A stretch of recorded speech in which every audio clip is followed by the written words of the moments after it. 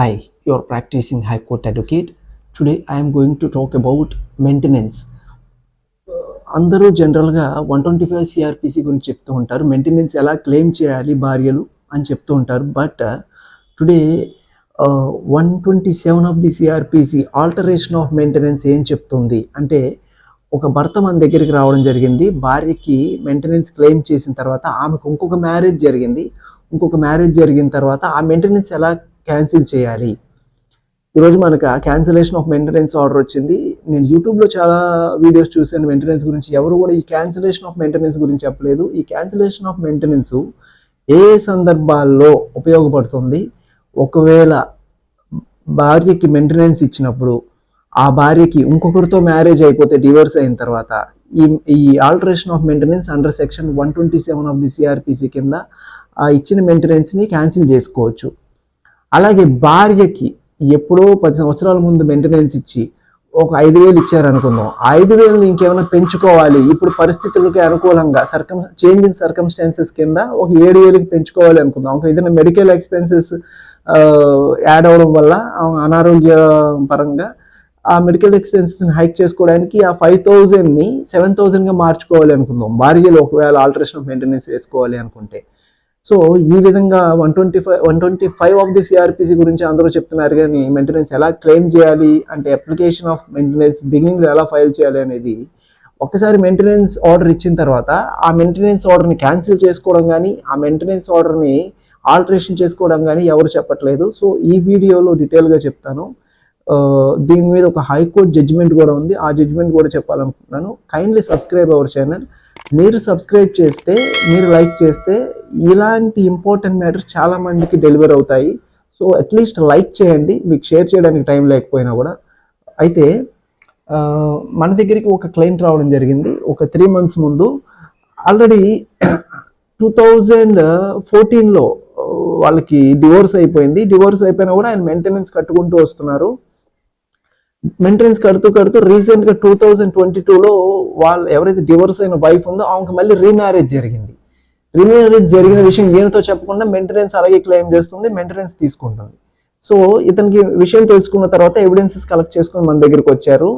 Finally 3 months ago మనం alteration of maintenance under section 127 of the CrPC కింద family కోర్టులో file చేయడం జరిగింది.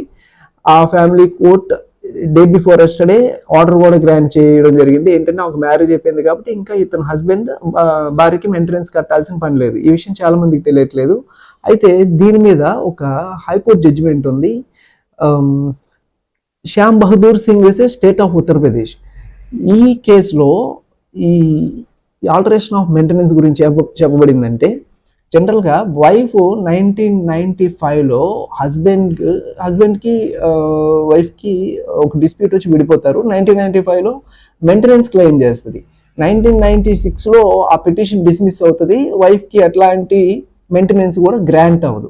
ఆ 1995లో 125 సిఆర్పిసి కింద ఫైల్ చేసిన అప్లికేషన్లో. అయితే మళ్ళీ 2005లో మళ్ళీ ఇంకొక మెయింటెనెన్స్ పిటిషన్ అనేది ఫైల్ చేస్తుంది, సేమ్ అండర్ 125 సిఆర్పిసి కింద. ఈసారి 2006లో ఇమీడియట్లీ కొన్ని రోజులు కేసు నడిచిన తర్వాత వైఫ్కి మెయింటెనెన్స్ అనేది గ్రాంట్ అవుతుంది. ఇక్కడ అదే ఫ్యామిలీ కోర్టులో ఒక రివిజన్ పిటిషన్ వేస్తారు హస్బెండ్. రివిజన్ పిటిషన్ అనేది డిస్మిస్ అవుతుంది. 1,500 వైఫ్కి మెయింటెనెన్స్ ఇవ్వాలి అని చెప్పి గ్రాంట్ చేయడం జరుగుతుంది. అయితే ఈ ఏదైతే వైఫ్కి ఫేవరబుల్గా ఒక మెయింటెనెన్స్ ఆర్డర్ అనేది వచ్చిందో, ఆ మెయింటెనెన్స్ ఆర్డర్కి అగెనిస్ట్గా హైకోర్టులో ఒక రిట్ పిటిషన్ అనేది ఫైల్ చేస్తారు హస్బెండ్. ఆయనే శ్యామ్ బహదూర్ సింగ్ అనే అతను. హైకోర్టులో ఆయన కంటెన్షన్స్ ఏంటంటే, ఆల్రెడీ అండర్ సెక్షన్ 125 సిఆర్పిసి కింద 1995లో ఒక అప్లికేషన్ ఫైల్ చేసింది మెయింటెనెన్స్ కొరకు. ఆ అప్లికేషన్ ఆల్రెడీ డిస్మిస్ అయింది. మళ్ళీ same application, second application for maintenance అనేది 125 సిఆర్పిసి కింద ఫైల్ చేయకూడదు. It is against the concept of res judicata అని చెప్తారు. అంటే రెస్ జుడికేటా కింద ఆ కాన్సెప్ట్, ఆ సెకండ్ అప్లికేషన్ అనేది బార్ అవ్వాలి, అలాగే అగెనిస్ట్ ది కాన్స్టిట్యూషనల్ ప్రిన్సిపల్స్ అని చెప్తారు. బట్ కోర్టు దీన్ని సొసైటీలో ఉన్న వ్యాగరెన్సీ, సొసైటీలో ఉన్న డెస్టిట్యూషన్ కన్సిడర్ చేసి, ఎందుకంటే చాలా ఇప్పుడు వన్ కేసు ఒక ఫ్యామిలీ రోడ్డును పడినప్పుడు, ఒక ఫ్యామిలీకి ఒక భర్త ఫైనాన్షియల్గా ఆదుకోలేనప్పుడు, ఆ ఫ్యామిలీలో ఉన్న చిల్డ్రన్ ఎవరైతే ఉన్నారో వాళ్ళు అనాథలు అవుతారు.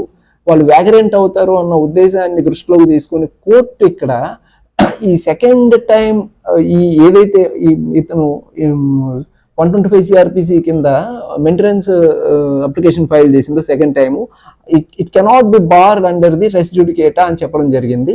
అయితే అలాగే ఈ సెకండ్ టైం ఏదైతే ఒకవేళ మీరు కనుక మళ్ళీ అప్లికేషన్ ఫైల్ చేసుకోవాలి అనుకున్నప్పుడు ఆల్టరేషన్ ఆఫ్ మెయింటెనెన్స్ కింద సెక్షన్ 127 ఆఫ్ ది సిఆర్పిసి కింద ఆల్టరేషన్ ఆఫ్ మెయింటెనెన్స్ వేసుకోవచ్చు. 125 సిఆర్పిసి కింద ఫ్రెష్ అప్లికేషన్ ఫైల్ చేయాల్సిన పని లేదని కూడా చెప్పడం జరిగింది.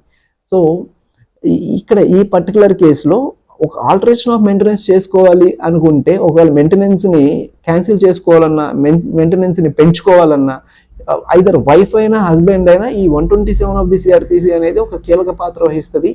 ఇలాంటి విషయాలు తెలుసుకోవాలంటే kindly subscribe our channel, kindly like the video. Thank you. You're practicing High Court Advocate is signing off.